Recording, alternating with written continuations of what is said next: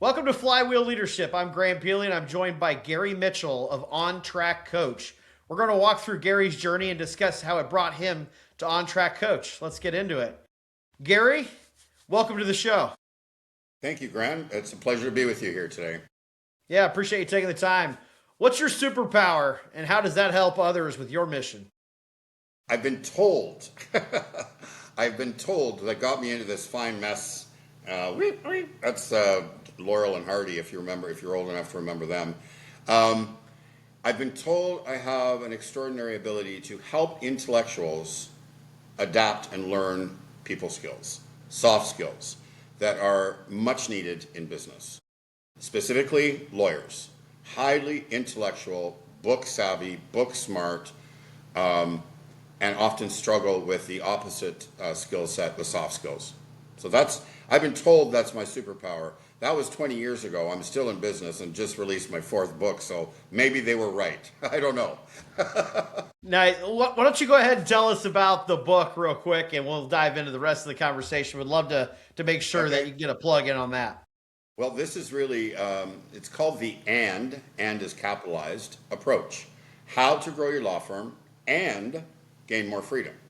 And it's really the culmination of everything I've done in my professional career. I started my first business when I was 25, built a national event, garnered national media coverage, including one of our top news shows, W5. That would be the equivalent of 60 Minutes in the US. That's pretty high level journalism. Yeah, so, and basically I just got my hands dirty, got in there and did stuff and tried things like every other entrepreneur. There's no, very few books are written for the day-to-day decisions that you have to make, right? Especially early on. So I made a lot of mistakes, learned a lot, patched the bruises and the scrapes, and then I ran for Parliament. Then I coached a lawyer in his candidacy for Parliament. That's where this really began, because I had a life-altering moment. I could see the transformation of another human being as a result of some of the things I was directing him, advising him to do. And his friend, another lawyer, said I really needed to look at the legal industry. They really needed this skill set.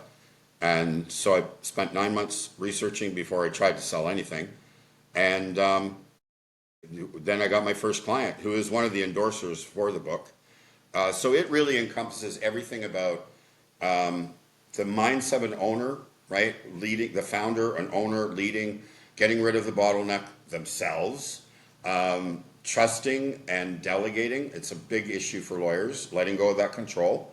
The systems and process in order to do that, self-care, the lawyer mindset versus the entrepreneur mindset, how to adopt more of an entrepreneurial mindset, and everything else business. You've got marketing, you've got business development. Leadership is a huge component, Graham. It's the second largest chapter in the book. Again, none of these things, like most other professional careers, you're never taught this, right? Even in a large firm, you're a great lawyer, you got a big book of business, boom, they want you to be the practice group leader. Right. That's that's common across all industries, right? You're great at your job. Like say you're the top salesperson. Now they want to make you sales manager, Yep. but you've never Yep. managed anybody. Different job completely. Yeah. Yeah. Exactly a different job. You're not selling, you're managing the people who are selling. So there's a lot of issues. I'd like to think that, in the legal industry, these are human beings. Some people may disagree with that statement, but after working with them for 20 years, they are human beings. But the traits that you and I possess, because I think all humans have the same traits to varying degrees, right? We procrastinate. Not you though. You get these videos out really quick. You were just saying before we got on the show. We are often perfectionists, right? I myself am a recovering perfectionist. Writing 4 books and putting them out to the world, that does wonders to getting over perfectionism. I say we procrastinate. Lawyers specifically really cling to control because of the perfectionism, right? They're also very risk averse. So when you put those 3 traits together, when they decide they want to grow beyond themselves, these are some of the toughest things we have to get over. And by the time they come to me, they know they're the bottleneck. Everything's going through them. If they went on vacation, They're checking their email every 10 minutes. Nothing is done without them.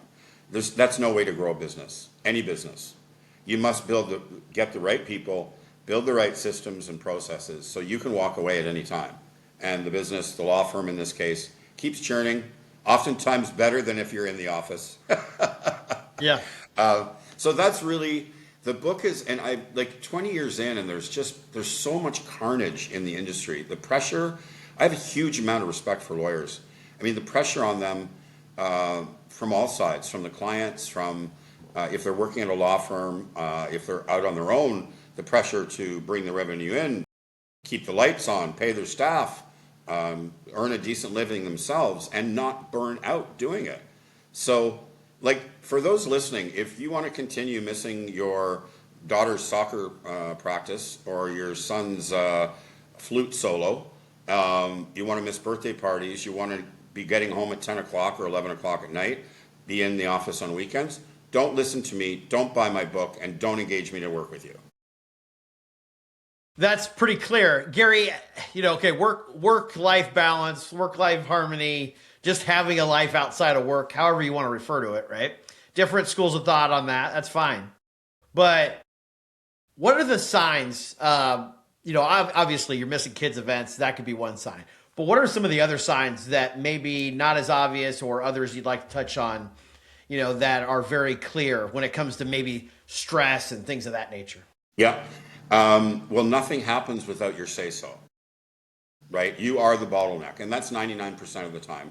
And again, like by the nature of coaching, business coaching, my clients come to me, they've already gotten to a pain point where enough is enough, right? They're burnt out. They don't have any more in the tank. They see the signs that no decision is made without their say-so, which means none of their staff and team are empowered. There's no way they can feel good about going away for 2 weeks and not checking their email or their cell phone, their smartphone. Those are some signs. Physically, I mean, it's going to be pretty obvious. You don't have any energy. You're not healthy. And that leads to a whole bunch of other much worse conditions, which are very prevalent in the legal industry. Drug abuse, alcohol abuse. Unfortunately, the pressures really put people against a wall. And so the opposite might be saying, like the risk averse or the skeptical lawyer, which they all are, would be listening to this going, that's a bunch of crap. There's no way you can grow a law firm and have a life. Well, with that attitude, you're absolutely right. You can't, because you're fulfilling you're doing a self-fulfilling prophecy. It has to be intentional. You have to decide, I'm going to build this. Let me tell you something, Graham. One of the dedications, I dedicate the book to my first client, who said, he told me on our third coaching call, and he's endorsed the book. He said, Gary, I want you to know why I chose you over the two other people who had come from legal marketing. He said, you have what I want. I'm already a good lawyer. I know how to do that. I want your entrepreneurial mindset and drive. So that set me up, right? He recognized he's a good lawyer, but this is a completely different skill set. The woman who truly got me thinking about the angle for this, because I've written business books before, like the last one was How to Grow a Law Practice During COVID-19, published in 21. Very specific for the time, right? I interviewed this woman, a tax lawyer from Long Island, New York, very successful tax lawyer. She built a multi-seven-figure law firm, and she was only in the office 2 days a week because her and was raising her two daughters. Intentionally, she set up the systems, the team, and everything around her and, right? My and, I'm speaking to you now from Puerto Vallarta, Mexico, where I spend the winters. In my off time, I'm working my butt off. The book just got released, so I'm doing media and all that. I'm working very hard. But my off time is jet skiing, the gym, the beach, pickleball, which I just took up 5 months ago. It's life, it's freedom for me, right? So the first thing I'll ask a potential client is, what is your and? What is your why? What are you doing this all for? To have a good life for your family? Well, why don't you start now, right? Spending time with them. They would appreciate that. It's not about all the things, right? It's about the time. So, and again, I don't tell what people should be setting as their goals, their why, their end. I help them get there. But I interviewed her because I did have a podcast. We had to close it down. There was a trademark issue with that. But I had a lot of fun. I was meeting a lot of people, as you do, right? Having great conversations. So she's on the screen, and she sits back, and she smiles, and she goes, you can have it all. You just can't do it all on your own. Boom. Right? Successful lawyer, living the end, both sides. The daughters were very close. They had great relationship, and she had a very successful law firm. But she didn't do it on her own. She built an amazing team. She built systems, right? So this is what I help my clients do in my coaching, and this is what the essence of the book is about. Thank you for sharing. That's great. A lot of what you're saying resonates to me outside of the legal world, since that's certainly not my I know it's very, applicable across all yeah, businesses and life, for that matter. for Yep. sure. Very, very, very good stuff. And I love to hear, I do come from professional services world, just not legal. So it makes a lot of sense, just having a client service mindset. And then not only that, but also having the background as an attorney, I'm sure just it compounds some of those things that you're talking about. So very important topic for the industry. So I'd love to talk about one thing that I saw in, I think it was in your LinkedIn profile, maybe your website, but your success doesn't have to come at the expense of your life outside the firm. Our approach focuses on helping you increase profitability and gain control so you can enjoy the practice you built without sacrificing your personal time, energy, or health. So that Yeah. summed up a lot of what we just talked about, right? Yes. So could you walk us through kind of how that looks like when you're working with a client and helping them achieve these dreams? Absolutely. Thank you. It's a good question. So one of the first things I'll do is a SWOT analysis with the law firm owner, them and the firm. Okay. So first of all, them, because everything starts at the top. It's a small business, so any small business owner, this is all applicable to you, not just lawyers. I go back to the personality traits of humans. Lawyers are like 100 times. Whatever personality trait we have, lawyers are multiply that by 100, okay? So it's been an interesting group of people to cut my teeth as a business coach, right? Because they can smell BS a mile away. They don't have time. Like, they got to get to it. So I start out with a SWOT analysis. And I want to point this out to your listeners who haven't followed Steve Jobs, who's one of my gurus, by the way. He's just leadership, organization, running a team. Like, he just had so much. So the old school, and I'm old enough to remember what the old school train of thought was with SWOT. It was pick up your socks, pull up your shorts, fix those weaknesses. And then Steve Jobs came around and turned that whole theory upside down. He said, no, forget about your weaknesses. Now, this may not be the same with the firm. Okay, this is you personally. I want to make that distinction. Yeah. Right. Focus all of your time and energy and resources on mastering your strengths. And I say, become the Jedi. Become the Jedi lawyer. Become the Jedi managing partner, owner, right? Then what we do is we systematically build the A-team, your A-team, around your strengths with complementary skills and services, and smarter people always in the room. Never be the smartest person in the room.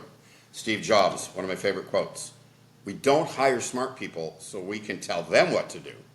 We hire smart people so they can tell us what to do. I follow this. Graham, I follow this. I don't just teach it, I practice it. It's just a better way to lead. Your people are happier. They're encouraged. They're flourishing. They're off leash, right? They get to impact. They can see the impact. So that's the foundation. Is I start around their strengths. I build from strength. That's in the book over and over and over again. Step one: build from strength. Whatever your strength is. Now, for your listeners, I'll give you an example. There could be those of you out there who, whatever your craft is, that's what you love the most. You'd like to grow your business, but you don't see yourself being the CEO of your business. Okay? I have a client like that.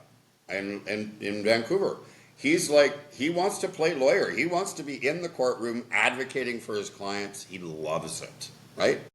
So we're building a management team because he does want to grow his firm. He can see the opportunities.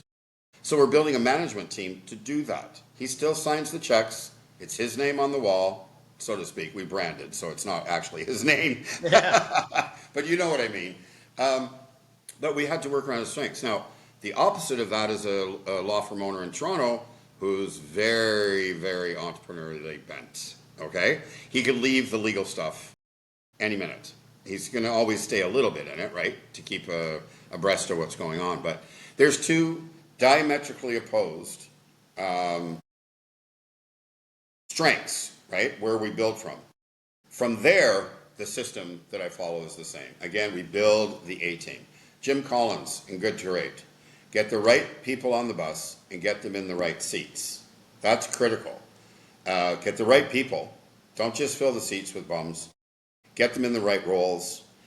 Then the next step is learning how to effectively delegate. If you've got the right people and they're in the right roles, now it's all on you as the leader to effectively delegate. And that's the secret to letting go of the control, right? Having the trust. You got to get the right people in the right roles with the right systems and effectively delegate. That's how you can grow. That's how you can scale. That's how you can be on vacation, climbing a mountain or laying on the beach or jet skiing or whatever it is you want to do, right?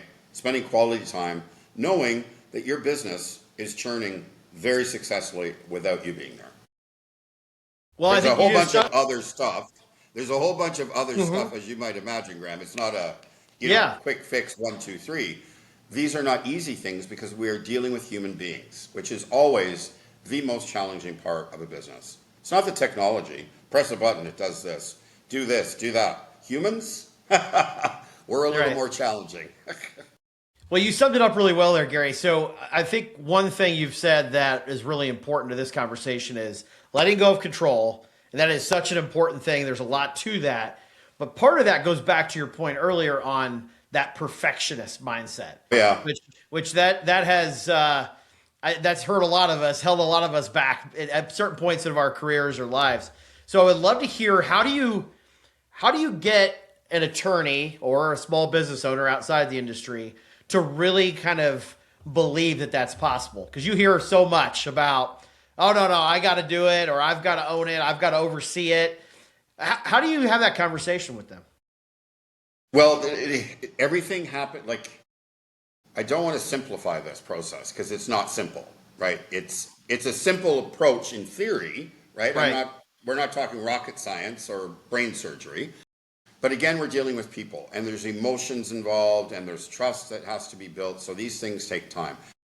What I don't do is break down the comfort zone of my clients. I, over time, work to stretch it, right? Little bit by little bit, get some results. Okay, you got to win there. Go back and do it again. Go back and do it again. And then move the goalpost, right? So it does take time because we are talking about behavioral change. We are, they've done it for however many years. We're all like this, by the way. Habits are everything. Habits form the way we spend our days and nights. It's another book people should read if they haven't is Atomic Habits. Wow, right? I read it 2 years ago and I'm like, wait a minute, I've been teaching my clients this for 18 years. Yeah. This guy Yeah. is a brilliant writer. And I listened to the audiobook. I was just floored by that book. It was amazing. So it's not easy, and they have to have the willingness. And I go back to Graham, as humans, unfortunately, we don't initiate change. We are not willing to make changes until we have reached the bottom, or another way of framing it is a heavy amount of pain, right? Some people, they have to have a quadruple bypass before they make changes. Some people have to have a breakdown. Right? I mean, this is just, it's a fact of being human. We do not, very few, there are some, and they're unicorns, some of the greatest entrepreneurs on the face of the earth in history.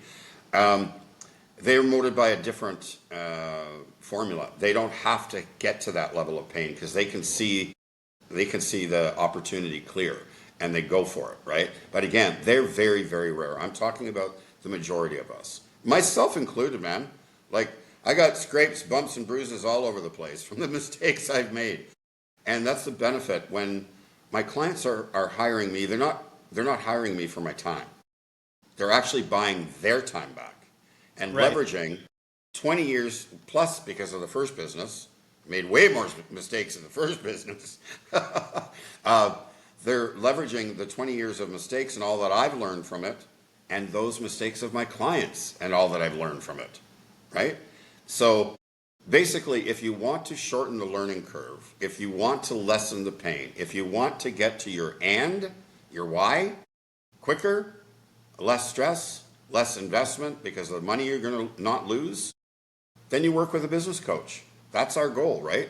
Just like a sports coach or a performance coach, that our goal is to help you get to where you want to faster, right? Getting over the hurdles, getting over the speed bumps.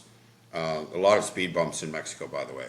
Trying to keep the speed down. It's crazy. They're crazy drivers down here. Anyway, that's, it in a nutshell. It's not easy, but I always like a challenge. Here's the upside. Because these people are extremely, very smart, okay? When you give them the right approach, when you give them the right direction and support, they learn very, very quickly. That's the thing. Like, there's been a conversation in the legal industry for years and years and years. Law school doesn't teach you this. Law school doesn't teach you that. Law school teaches how to learn.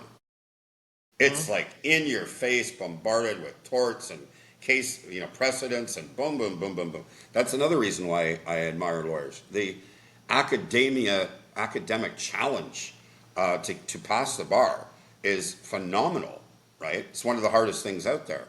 And the knowledge that they have to absorb in order to do that exam, it's incredible. So that's what law school teaches. So that's good. When they do some are very entrepreneurial. 1% to 2% have it already. They've got natural ability. But here's another example of another example. The gentleman who's going to be hosting the official launch in Toronto on June 3rd, highly successful law firm owner. He went out on his own because he didn't get hired back from the firm he articled at. He's a millennial, and he thought, well, the only choice I have is to go out on my own. Within 4 or 5 years, he had 5 lawyers working for him. That's, just so you know, by industry standards, that's amazing. That's amazing growth. Come out of law school, you got past the bar, you start your own practice, and within 5 years, you got 5 lawyers. Now, when I worked with him from 2018 to 2020, now I believe he's hit the 20 mark. Amazing. Again, like, this is it's a small business. He wrote the foreword to the book, and then he asked me, where are you going to host it? Do you want to host it here? And I said, oh, Andrew, that would be perfect, right? Here's a funny story about how entrepreneur this guy is. So I sent him the manuscript, broken up in the chapters, because I was still in editing, right? I wanted to give him lots of time to write the foreword, right? Because he's busy, and I respect that. By the end of the day, Graham, he sends it back to me in one document, and he had put it through his beta AI program that he was working on. That's entrepreneur. So I sent him, what did I send last week? Oh yeah, we're getting the dates down. And he said, are you going to do an audiobook? And I said, oh, absolutely. He goes, would you like me to run through my beta, in beta testing right now? And I'm like, why would I say no? This is awesome. So one of my best clients, who's written the foreword, is hosting the launch, is demonstrating his end professionally, right? It's a side thing. Who knows where it'll go? He's a very successful employment lawyer. He's a boutique firm in Toronto. So, and the book launch, it's like, I'm not going to be talking about me. I'm going to be talking about the lawyers who are talking about me, because they are the embodiment of what I'm writing about. They've achieved it, right? And they continue to, in different ways, right? And they've got different ends, different whys. That client relationship, I think that's a really cool story you just shared too. That's really, I really love neat. it. I just can't believe it. I mean, it just speaks to the whole thing, right? Like, and then he sends it back to me. He goes, don't automatically accept everything. He called it the red line. Perfect name, right? For AI editing and Yeah, yeah. editing app. So this is the first time I've used AI in the editing process.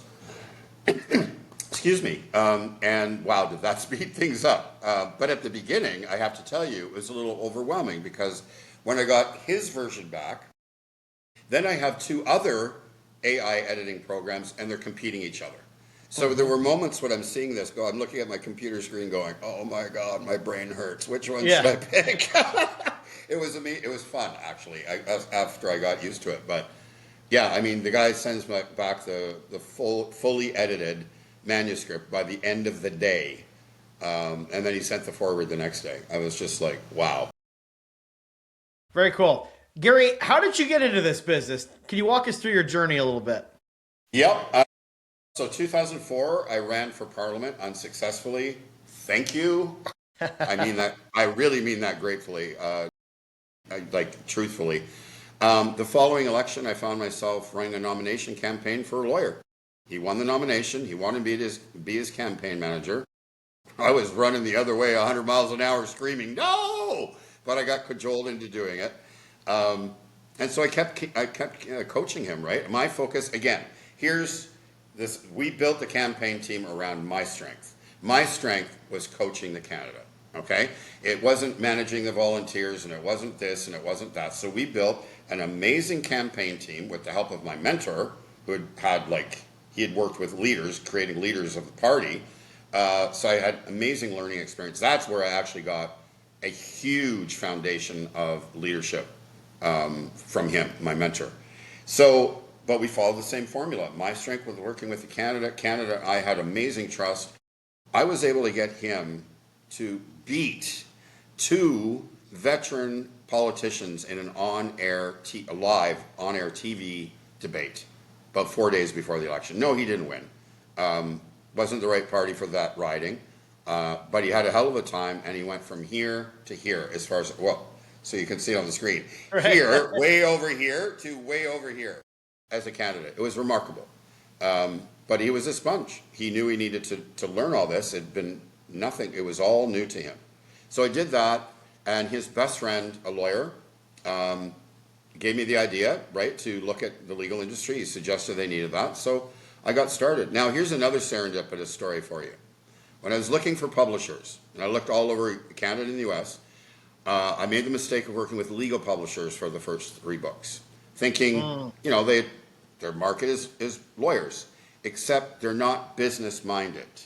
They're lawyers, former lawyers publishing legal books. This is not a legal book, it's a business book. So, lesson learned. Okay, banging the head against the wall again. So the co-publisher of this book is a lawyer, and he's the brother of the lawyer, the best friend of the candidate that gave me the idea to start coaching lawyers 20 years ago. You can't write that. Mm-hmm. Yeah, that's cool.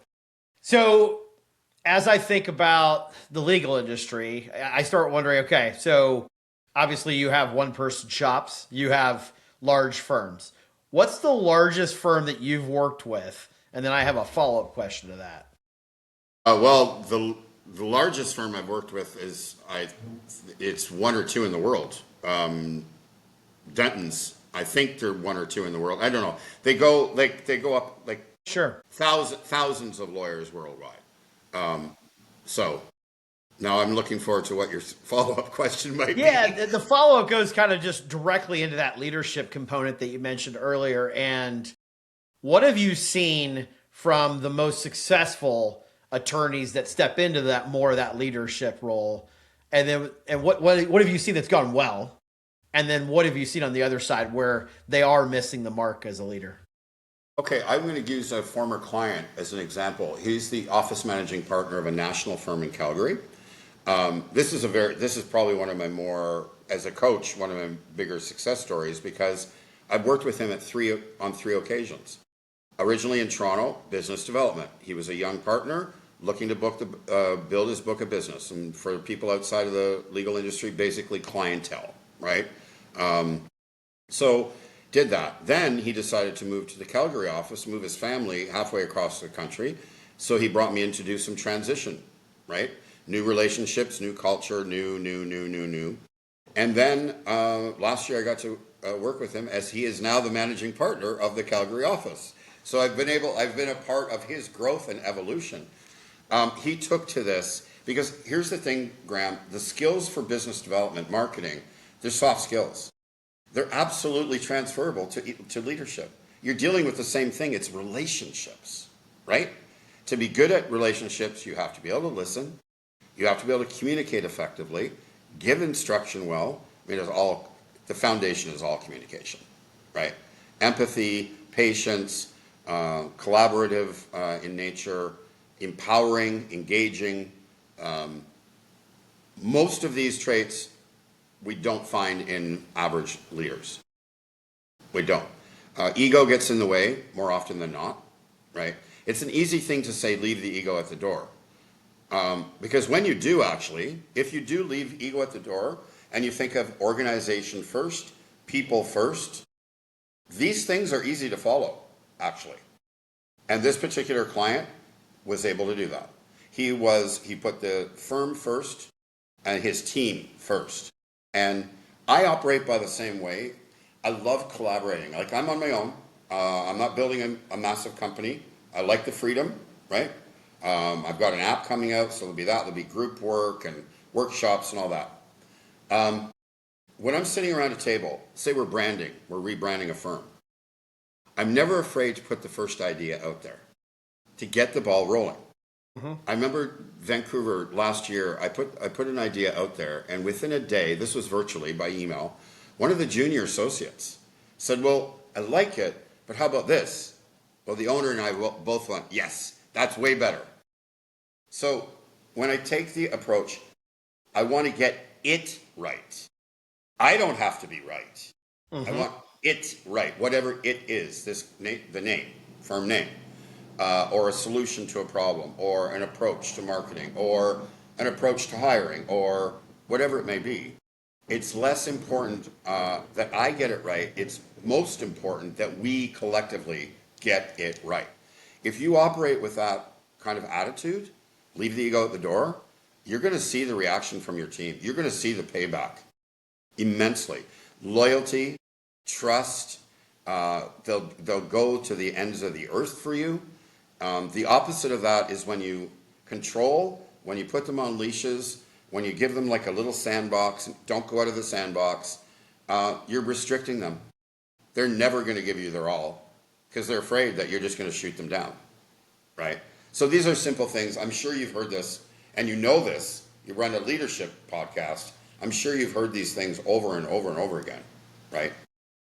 But yes. But that's the stuff that often is where it still trips people up. So it does. Simple concepts, a lot harder to implement at times. Yes. For sure. Well, that's the difference between a consultant and a coach, right? I'm implementation heavy. A consultant is theory heavy, right? I'm not diminishing the value because the good consultants give very valuable advice, but oftentimes it sits in the owner or managing partner's credenza. And a year later, it's still there, and they haven't even opened it. Haven't even taken step one. Right. It's just coaching, another piece of information. Yeah. I'm there to kick them in the when they don't go the homework, and they know it's like a personal trainer, right? I just had another personal trainer. I'm getting on in my years, and the physical priorities have changed. So I hired another. I think this must be my 7th personal trainer. Kid's less than half my age, but he actually knows more than any other trainer I've worked with, right? So he does an audit. I love his approach. I do this very, very similar approach with my clients. He did an audit of all my workouts. And then he designed my 3-day, because I have a 3 days, and then repeat 3 days. And I'm now in my 2nd week of doing it. And I can already see results. Like already. So I do that for people who want a little bit of a boost. Most of the time the clients they've hit a pain point. They've also experienced quite a lot of success. Like they've done well. They're not fledgling. Right. But in the case of Andrew, recognize that Like he originally brought me in because he wanted to show a path to his young millennial associates who are demanding to see their future, right? Very proud to say the announcements went out last year. They all made partner at the firm. I can hardly wait to see them actually, because I worked with most of them in 2018, a little bit into 2019, but now they're all partners. So, but he recognized that yes, he was very successful in that period of time, but he had hit a ceiling, right? It's funny because here's a different way of thinking. I have a friend back home in Vancouver, and I told him about the trainer, and he goes, well, obviously, he's talking to me. He goes, well, you obviously don't need the trainer for motivation. You're highly motivated to go to the gym. I said, yes. And he says, well, I don't really need a trainer. I know how to work out.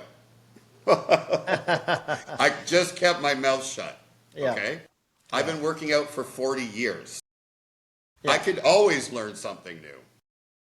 Yeah. Right? That's an important mindset for sure. Gary, when it comes to technology, you know, early stages of when ChatGPT came out and everything, the, you know, law firms were said to be, oh, that's going to hit them before anything else, right? Yeah. How do you coach? Like if you had a founder, CEO of a law firm sitting in front of you, how do you coach them on how to look at technology? Basically, it's a tool. It is a tool, a very effective tool in order for them to do what they do more effectively, more efficiently, faster, and cheaper. If you would like those things, then we should adapt it. If you don't want to do things more efficiently, more effectively, faster, and cheaper, probably not even having the conversation with me in the first place. Right? Well said. What's one thing you've changed your mind on over your life or the span of your career? Well, it's definitely the SWOT analysis. Absolutely. That's the biggest turnaround in business theory about how to apply that analysis. You know, I mean, we're brought up to, like, even in school, like, oh, your math is, you got to rate, you got to get your grades up, right? You're flourishing in English and history. That's me. Science and math, struggle. You gotta, you know, like this is, that's a whole other conversation about our education system, right? Oh, yeah. Like, Yeah, we won't go there today. no. But I think your listeners could tell where I could go with that. Yeah. So back in the day, because every way of teaching was that way, like pick up your socks, your math grades are low, you got to work on them, right? Even though your strength is history and English and sociology and politics and blah, blah, blah, blah, blah. Communication and people. Digits, science, very, very different, right? So it made sense when I would read, oh, you got to pull up your socks for your weaknesses. But then when I read about Steve Jobs and the reasoning behind that, and having been on teams now, right, later in my life, seeing the value of teams, always sports teams, played on so many sports teams, and then teams in politics and campaign teams and plays and productions, and it was like, oh my God, this is so obvious. This is so obvious. There's a reason why we're not all the same. We all need each other. It's like putting a puzzle. This is the part I love the most, Grant. When I'm working with a law owner, helping them to build their A-team, it's like putting the amazing puzzle together. Because the different pieces are different shapes and sizes, and we all come together and we complement each other. Gary, we've covered a lot today. Anything that you'd like to touch on before we wrap up here? Just what that lawyer said from Long Island, you can have it all. You just can't do it all on your own. So stop trying to. Get a life. Get the best life you've ever had. It's out there. What do you want people you've worked with to say about the impact you've had on them? Well, I do want them to be able to say that not only has it made impact on the success of their career, but it's freed them up and they're enjoying life more because they're not as bogged down in the stress and minutia of the smaller things in their career. Early on, it wasn't always law firm owners. So the greatest compliment I'll get is, oh my God, and clients have said this, I'm having more fun than I've ever had before. That's my greatest compliment. Because the money, right. they're making money. That we don't have to worry about that. Right. They're making money. But the stress, not gone. I don't believe anyone has no stress, Right. but it's completely manageable now, and they're having more fun in their career than they've ever had before. That's got to be my ultimate compliment for sure. How can listeners find more about you and your work? I'm on LinkedIn, Gary Mitchell on LinkedIn. The website is Ontrac, no K, ontraccoach.com. And you can follow the book on Instagram at The End Approach. Gary Mitchell, Ontrac coach. Thank you for joining Flywheel Leadership. We appreciate you sharing. My pleasure, Graham. Thanks for the great questions. Take care.